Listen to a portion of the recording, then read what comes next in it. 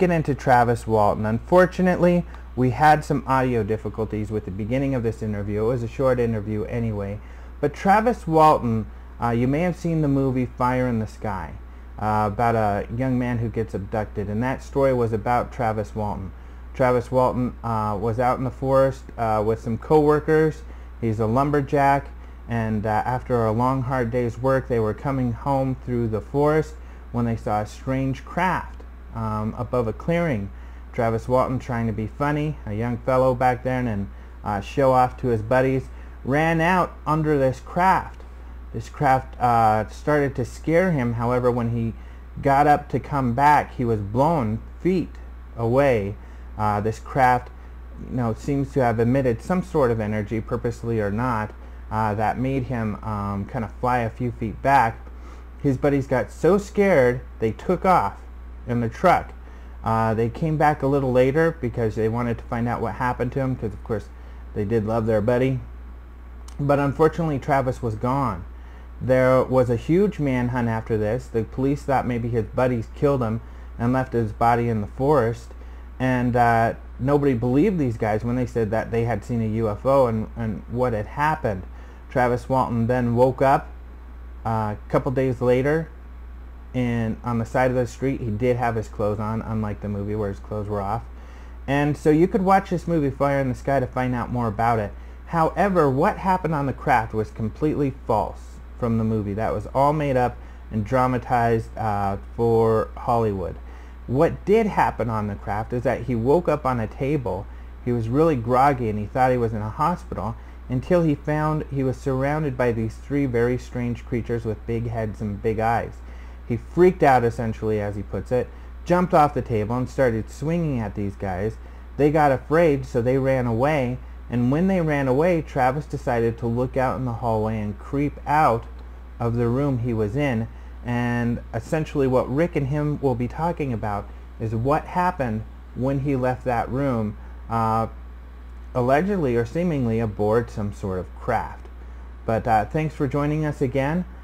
Be sure to check out phenomenatelevision.com for more information and links on all of this and some local and other things going on.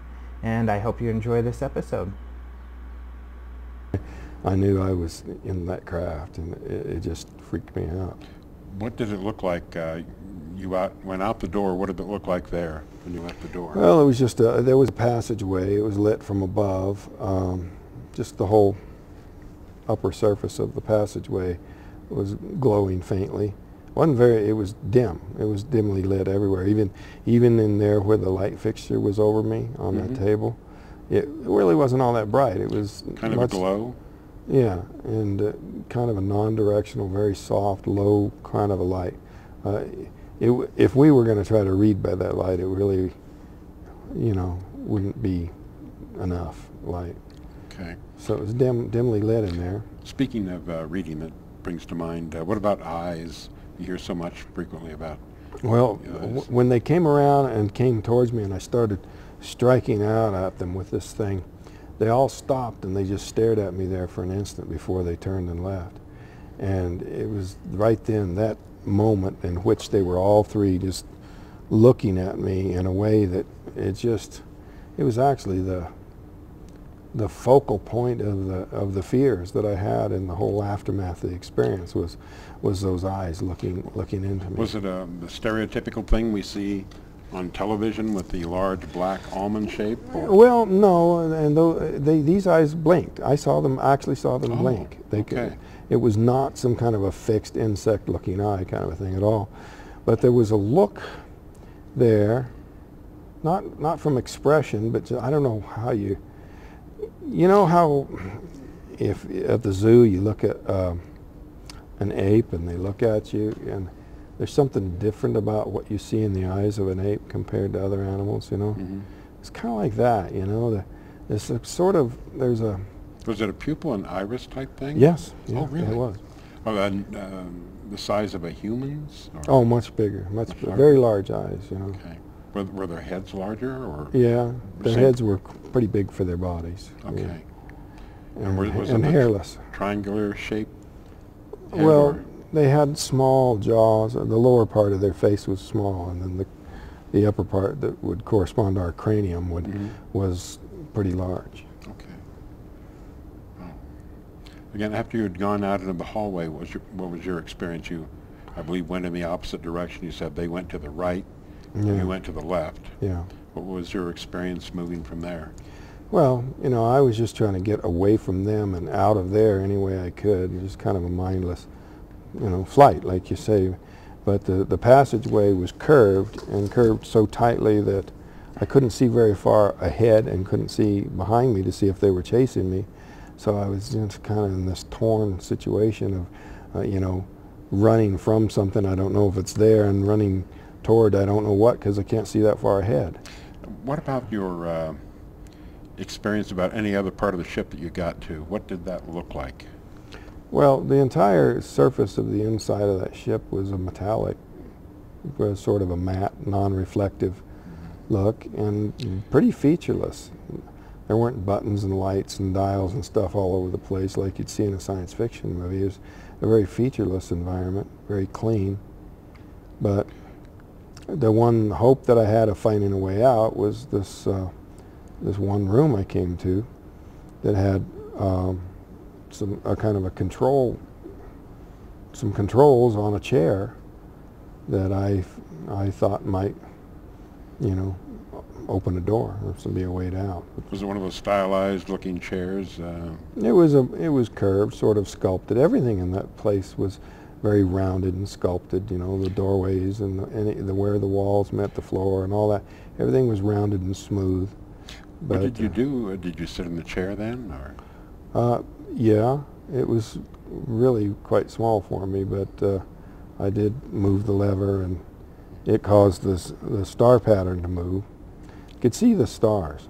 Oh, well, they could have just been points of light. It wasn't like a window. It was like you could, like the stars were either projected on, or somehow you could see through the surfaces of the floor and walls and ceiling. So like a hologram almost. Yeah, some kind of a projection or a viewing method.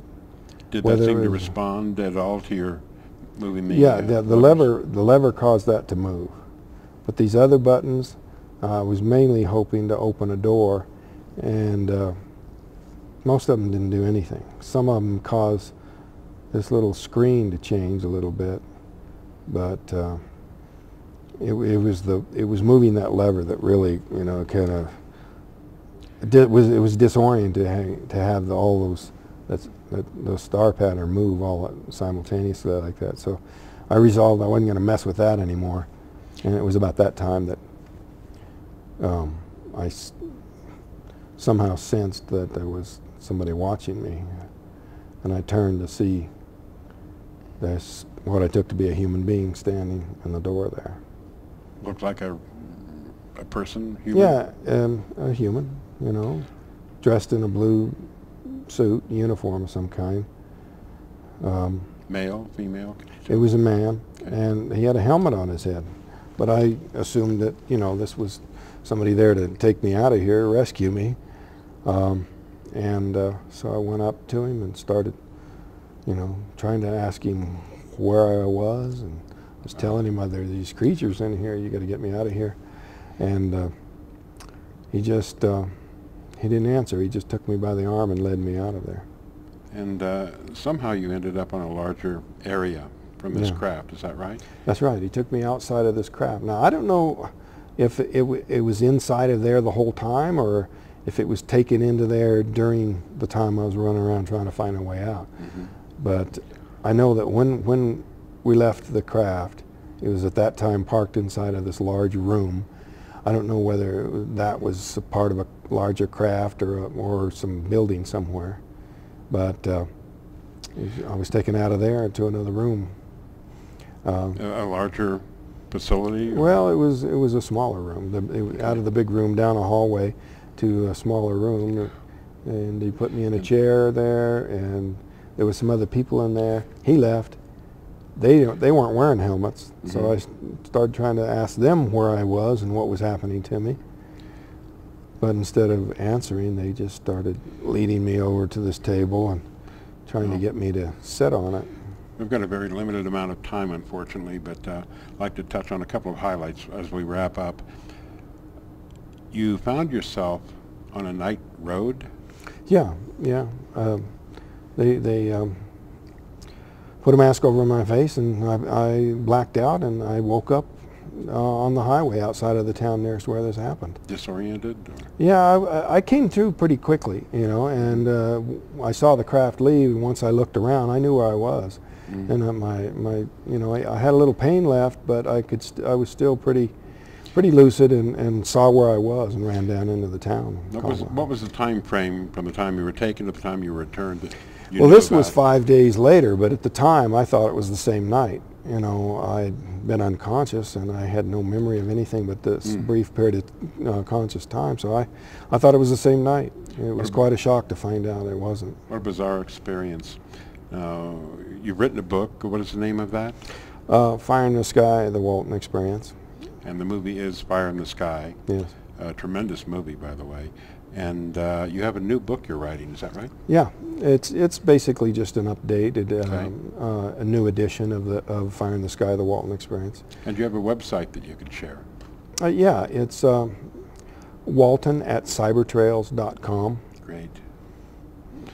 Sorry to wrap this up so quickly, but we just had a brief moment, and hopefully this will be an introduction to some people so they can take a look at your website, hopefully get your new book, and certainly relook at the movie if they haven't seen it so far.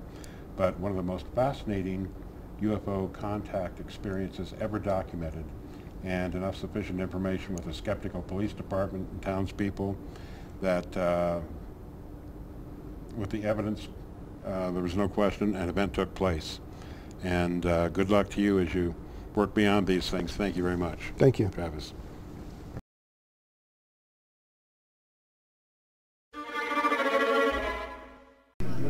Okay, I'm Dolores Cannon, and I'm a hypnotherapist. I have been doing hypnosis for 40 years, and I've been doing past life therapy and past life regression for 30 years.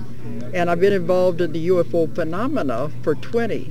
So I've been doing a lot of research, and I've done thousands and thousands of cases and thousands of clients. So this has resulted in my writing 15 books about the work that I have discovered and all the information I've come across. Not only past lives, but also the UFO phenomena. And I've come up with theories that no one else has found, because mine is always positive anyway, have nothing to do with the negativity.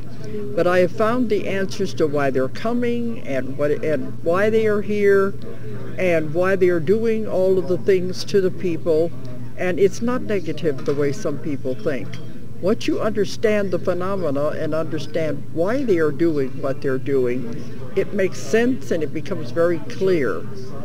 Because a lot of the clients I have say once they find out the real reason behind it, they say, I can live with that. It makes sense and it's not negative. So I'm here for this Congress because I'm a speaker, but I have been coming to this Congress, I think 11 years now I've been speaking here. And every time I get a new book, they ask me to come back and talk about that. So I've gone from the UFO phenomena, it began to expand into metaphysics that was very complicated metaphysics. So that's why after the book, I've written 4 books on UFOs, but the main one that chronicles my 20 years of research is called The Custodians. But that began to go away from UFOs into more metaphysical information. And when that happened, I began the series called The Convoluted Universe. It's now in the 3rd volume, has just come off the press, of The Convoluted Universe. And I say those are books for people who want their minds bent like pretzels, because they go off into a totally different way of looking at things, new theories that defy the imagination. And by the 3rd volume, I mean, the brain is really twisted around. But people say, even if they don't understand these theories and ideas, it makes them think. And we're beginning to understand a little bit more about where the ETs and the UFO phenomena is coming from. It's not simple anymore. It's very complicated. Those that try to keep it as a simple, ETs on UFOs, it's gone way beyond that. There's other dimensions, there's a whole other metaphysical part that they don't understand. John Mack once said, the only way to understand the UFO phenomena is to understand metaphysics. There's no way of separating the two. They go together and intermingle. So you're not going to be able to keep them apart. You've got to understand metaphysics, and it goes very close to quantum physics. A lot more involved here than the average person knows. Well, I was involved in normal hypnosis in the 1960s, which was 40 years ago. And then it was just all the very simple things, stop smoking, lose weight. And in those days, I stumbled into reincarnation by accident, if anything is ever an accident. And when I got over into that, that opened up a whole new way of thinking, a whole new avenue that I hadn't been exposed to before, that the possibility of past lives. I heard about it, but in those days the only book out was The Search for Bridie Murphy. There weren't any books out to tell the investigator or hypnotist how to do these things. So I more or less have written my own rules since the beginning, but there was nobody to tell you what to do. So from the 60s, when I got into the simple part, I put it on the back burner for 10 years because I had a husband in a wheelchair for 25 years. He was almost killed in the Navy, and I had a family to raise. So I put it on the back burner until the 1970s. 30 years ago, I began to pick it up again. And that's when I decided I wanted to explore the past life phenomena, because the time travel was absolutely fascinating. And then over the 30 years, I've developed my own technique that I'm teaching all over the world. This technique allows you to tap into the higher conscious, the oversoul, the higher mind that has all of the answers. When you tap into that, you can have instantaneous healings. You can have the answer to any question you want and any information you want. So when that opened up, that's where all the information began to pour out that I'm using in the books now.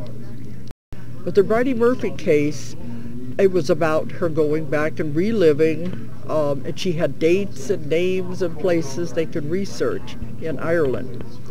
But they met with a lot of ridicule, and they tried to discredit the man who did it, Maury Bernstein, and they went to great lengths to discredit him because he was opening up a whole new way of thinking that had never been allowed before. So they tried to push it under the rug. But it was a book for its time, and it made people begin to think. But like I said, today it'd be too simple. All right, that was through Lou Farish, if you know him. Lou Farish had the UFO news clipping service, and he was an investigator. He still is an investigator for many years, and he was working with MUFON, and then he went off on his own. And this was in the 80s, is when he asked me if I would come in as a hypnotist on some of the cases, because the MUFON people in Arkansas said they had people who thought they had had abduction experiences, but they didn't have anyone who could do the sessions with them. They tried a psychologist, and the psychologist would get the person under and begin to talking to them. They would have them on board the craft, going into the experience, and the psychologist would wake them up. They'd say, I don't know what to do, I don't know what questions to ask. That's the worst possible thing you could ever do. That's not therapy. You start into something and then pull the person out of it. So when that happened, they said, would I come in and work with some of these people that they had? They said, we don't think it's going to bother you because you've been involved in the bazaar for so long. And it didn't, because I have a curiosity, and this kind of thing doesn't scare me. So I began working on the cases with Lou Farish, mostly. MUFON was investigating some of them with me, but mostly it was me and Lou Farish. And he's always been my confidant all these times. I could bounce cases off of him, and you need somebody you can discuss things with. So it's been now 25 years, I guess, we have been working together and discussing cases.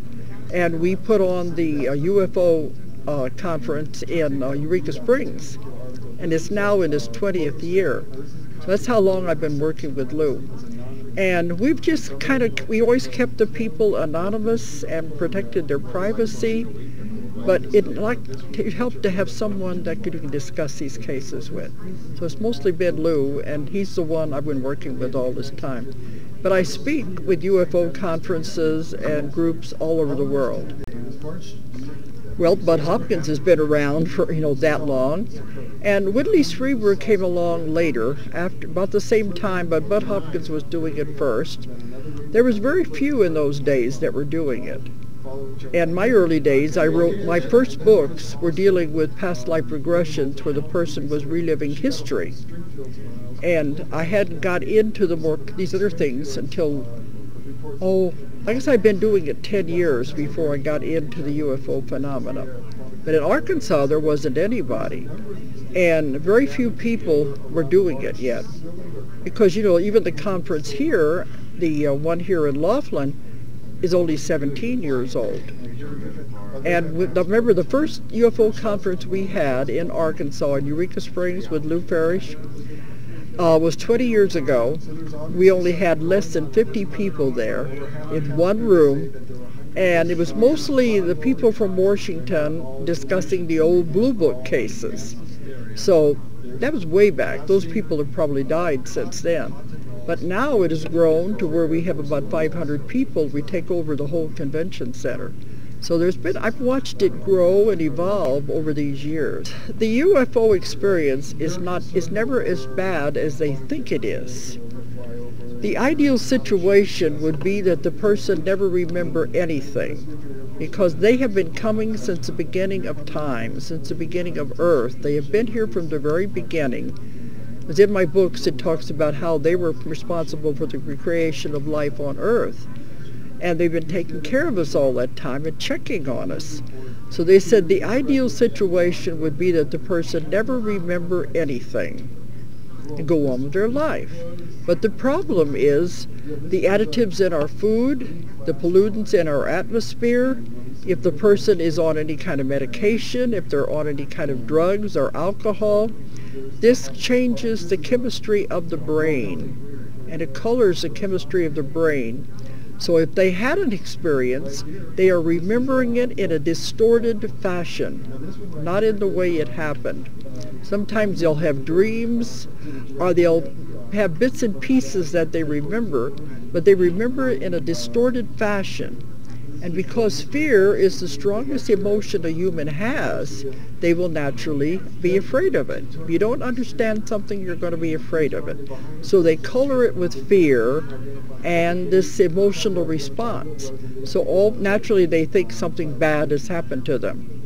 But when I work with the person, I'm able to remove that conscious part and get to the real event, the real circumstance of what happened. And it's never what they think really happened. Once they find that out, they'll say, well, that wasn't so bad. I can live with that. So that's my job, is to make people understand these things. So the first thing I would say is don't think it is a negative experience. There's always an explanation for what's happening, and it's not near as bad as you think it is. Early in my work, when I was first doing the UFO phenomena and investigating the cases, when all of a sudden, during one case, I had, as long as they're in that fear base, they're reliving it from the emotional state.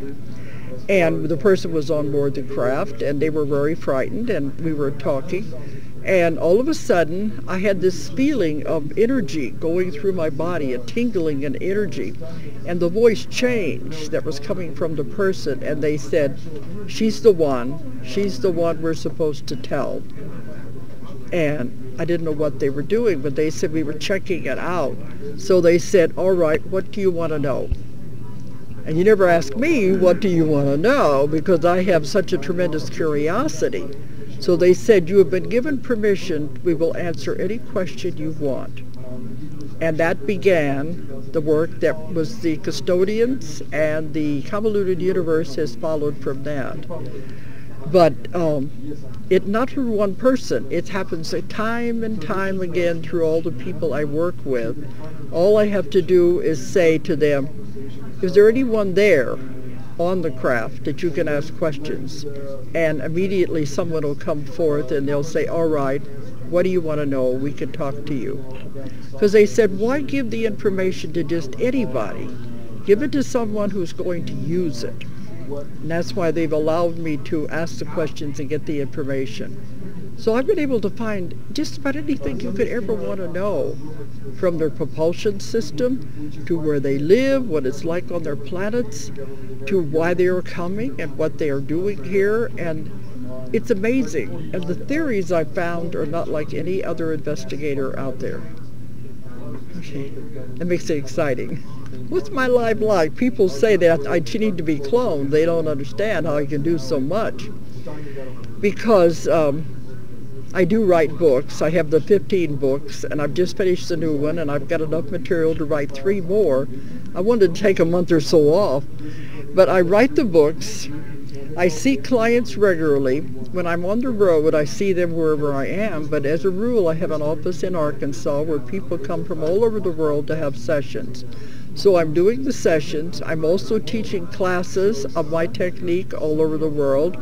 I travel constantly to all the different countries of the world and do lectures and expos and conventions. And then I'm also running my publishing company too. So I do quite a bit. And the publishing company, we have 20 other authors, and we are putting more and more books out all the time. It's the Ozark Mountain Publishing.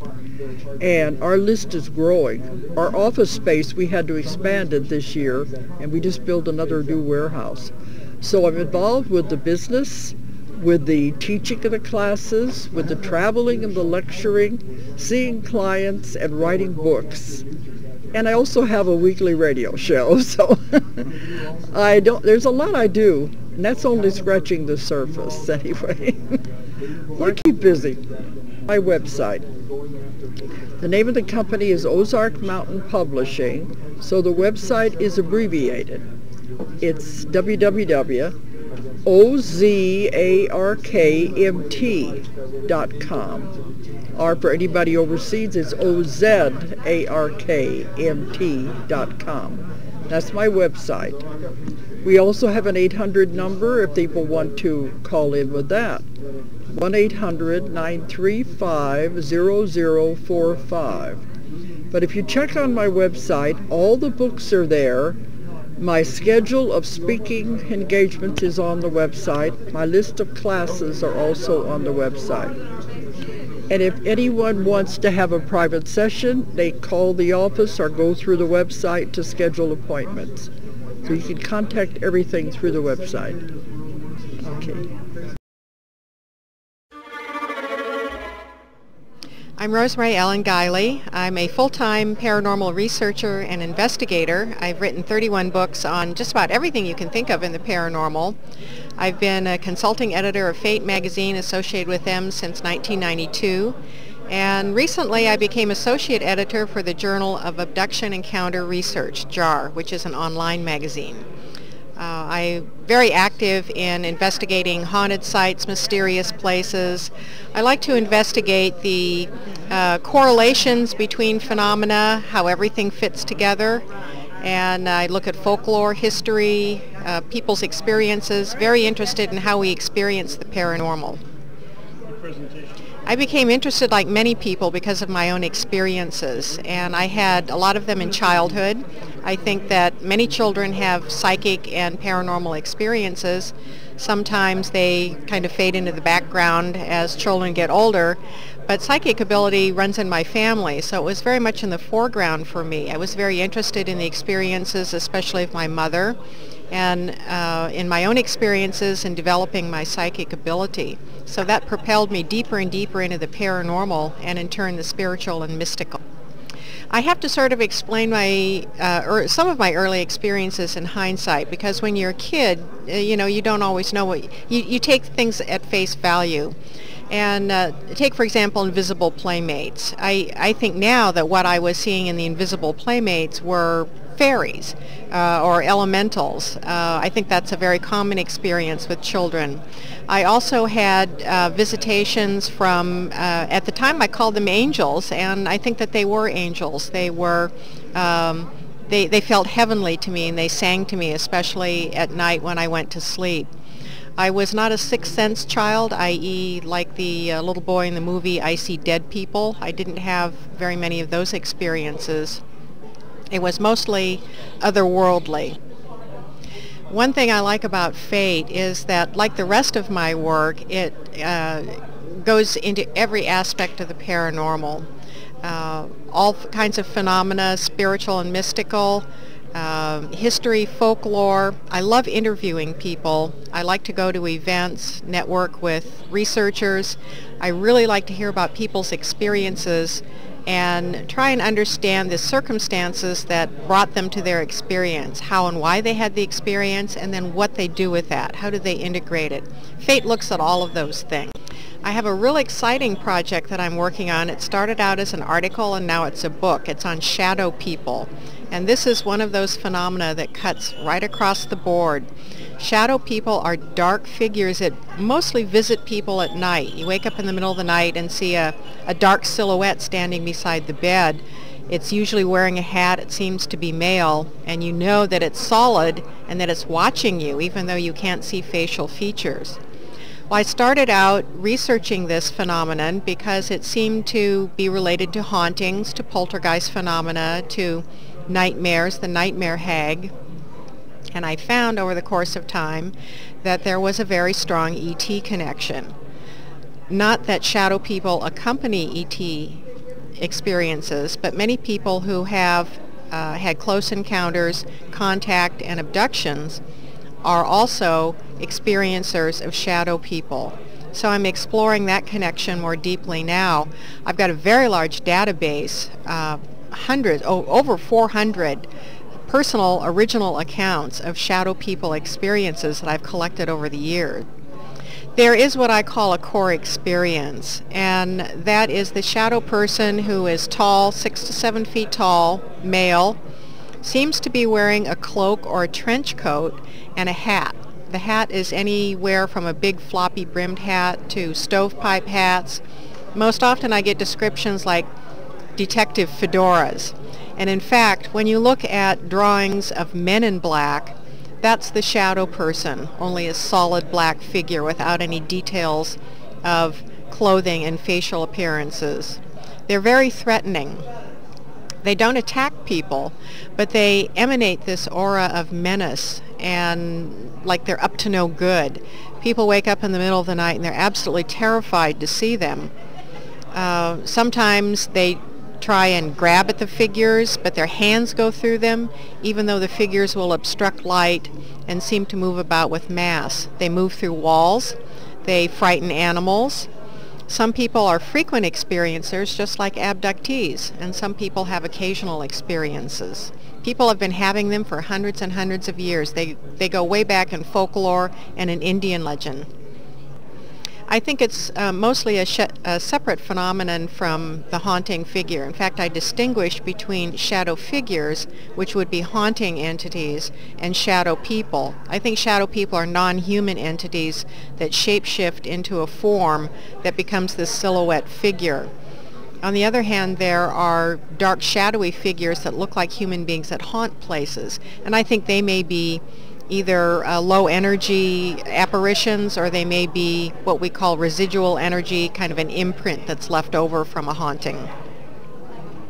There are some haunted places that have lots of shadow people. For example, Waverly Hills Sanatorium in Louisville, Kentucky, which is a ruined tuberculosis sanatorium. It's famous for its shadow people. I think that the figures that I've seen there, and I've seen many shadow people at Waverly, I think they're really more shadow people than shadow figures. And in fact, if you consider that they may be related to ETs, it's possible that shadow people have some haunted places as bases of operation. Well, Fate follows trends, of course, and the two topics that are perennial favorites, but are also subject to the trends as well, are ghosts and UFOs. We're certainly seeing an increase in interest in UFOs, in contact. There's been a huge number of increases in cases, as many people out there in the audience know, a tremendous jump in reported sightings. So we're seeing more of a demand for articles on UFOs and ETs now. Ghosts have been very, very popular for several years. It's not that ghosts are ever going to go away in popularity, but there's always something at the top and then a few below that. I would say yes. I would say more men are interested in UFOs than women. In the ghost world, I've seen the audiences pretty split down the middle. It's just that more of the men come forward in the investigations because of the equipment. They're more technical oriented than women. Women are more experiential oriented. But when I've gone out and spoken at ghost oriented conferences and haunted weekend events, the audience is pretty well split down the middle. Fate is probably the oldest continuous publication in the paranormal, having been founded in 1948. It has a reputation for reliability. People know that they get good information from Fate magazine. It's got diversity. We don't focus on any one area, even though we might give more attention to certain topics to meet our reader interest. But we cut across the board. We also like to be provocative, to give people cutting-edge material or interesting ideas to think about, to stretch people's imaginations and consideration about what reality is.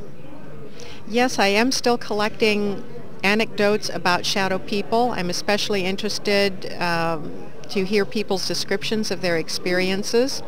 My website is visionaryliving.com, www.visionaryliving.com, and you can hit the contact button and send me an email. I have some information on shadow people on the website.